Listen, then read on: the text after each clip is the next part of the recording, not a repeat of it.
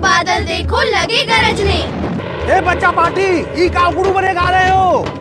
श्यामलाल चाचा ने पेड़ की शरण ली, घायल हो जाओगे पेड़ पर गिरी अगर बिजली। नहीं तो सर छुपाने की जगह ना मिले तो क्या करे? सर छुपाने के लिए मजबूत जगह ढूंढो, कुछ ना अगर दिखे तो बन जाओ गुरु, बन जाओ गुरु। जब भी बादल की गरज सुनाई दे और आसपास कोई मजबूत छत वाली जगह न दिखाई दे तो तुरंत कान पर हाथ रखकर और एड़ियों को जोड़कर बैठ जाएं और ध्यान रखें एड़ियां जुड़ी हुई हों। बिजली का खतरा ऊंचे पेड़, बिजली के खंभों, तारों और पानी में ज्यादा होता है, इसलिए इन सब से दूर रहें। तैयारी में ही समझदारी। राष्ट्रीय आपदा प्रबंधन प्राधिकरण द्वारा जनहित में जारी। खाद्यान्न व्यापारियों के बाद अब होटल कारोबारियों ने जीएसटी का विरोध किया। 18 जुलाई से होटलों में लागू हो गया 1000 रुपए के कमरे पर जीएसटी देना होगा। होटलों में बैनर लगाकर सरकार के इस कदम का कारोबारी तीखा विरोध कर रहे हैं। सोमवार सुबह से ही होटल, जूता, खाद्यान्न व्यापारियों के चेहरे उतरे हुए हैं। जीएसटी के विरोध के चलते कई कारोबार ठप नजर आए। आगरा में जूता, होटल और खाद्यान्न कारोबारियों ने सरकार की कड़ी आलोचना की। होटल एंड रेस्टोरेंट एसोसिएशन के आह्वान पर पूरे शहर में होटलों में बैनर लगाए गए। इस मुहिम से सभी छोटे बड़े होटल जुड़े। ताज संरक्षण की वजह से आगरा में आयरन इंडस्ट्री चौपट हो चुकी है। आगरा में अब पर्यटन के चलते बड़े पैमाने पर होटल व्यवसाय से जुड़े लोग हैं। होटलों में 1000 रुपए तक के कमरे पर 12% जीएसटी लागू हो गई है, जिससे होटल व्यवसायियों की मुसीबतें बढ़ गई हैं।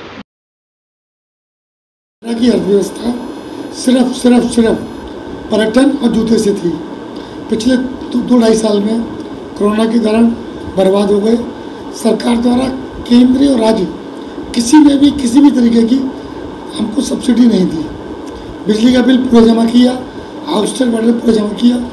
अब व्यापार होने वाला, उससे पहले टैक्स बढ़ा दिया, जो नितांत गलत है।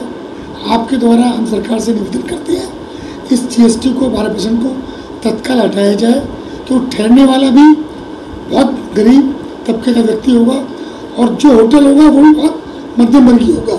इसमें 500 के, 300 के, 400 कमरे होंगे, क्योंकि जो पहले कमरे धर्मशाला में होते थे, अब दाम भी खत्म हो गए, धर्मशाला शहर में नहीं है।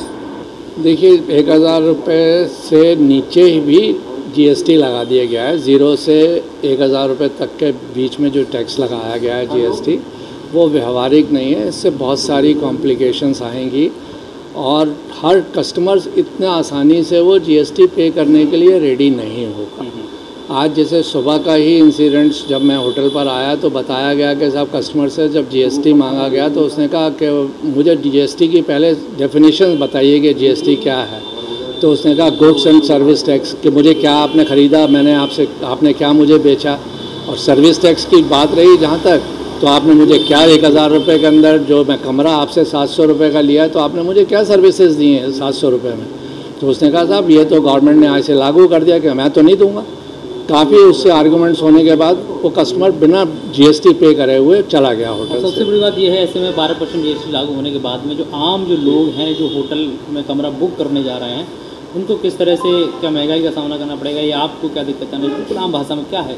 देखिए महंगाई का तो इस पर मार पड़ेगी। आम पर्यटक जो है उसको पड़ेगा ही पड़ेगी, क्योंकि मान लीजिए अगर कोई एग्ज़ाम देने के लिए बच्चा आया हुआ है या किसी का मरीज किसी नर्सिंग होम्स वगैरह में रुका हुआ है, अब उसको मजबूरन कमरा लेना पड़ रहा है, एग्ज़ाम्स वाला है, उसको सवेरे बेचारे को एग्ज़ाम देना है और उसका जब बजट ही 500-600 रुपये का है और हमने उसके ऊपर जाके 60, 70, 80 रुपये या 100 रुपये टैक्स लगा दिया, तो उस बेचारे का बजट से तो बाहर हो जाएगा। या तो वो जो है टैक्स नहीं देगा और अगर टैक्स लेंगे तो उसके बेचारे को मार पड़ेगी। तो ये मैं समझता हूँ कि व्यवहारिक नहीं है, गवर्नमेंट को इसको वापस लेना चाहिए। जी सबसे बड़ी तो हम पे फर्क पड़ेगा। ये सरकार ने जो किया है, हम बजट क्लास होटल वाले इतने वेल एजुकेटेड एम्प्लॉयज़ नहीं रख सकते और ना ही वो कस्टमर से जीएसटी वसूल कर पाएंगे। ये तो सरकार ने झगड़े की जड़ हमारे लिए पैदा कर दी है और आप देखना आए दिन होटल में झगड़े इस बात के लिए होते रहेंगे कि 1000 से कम वाला जो टूरिस्ट है उसके लिए 100 रुपये बहुत बड़ी चीज़ होती है।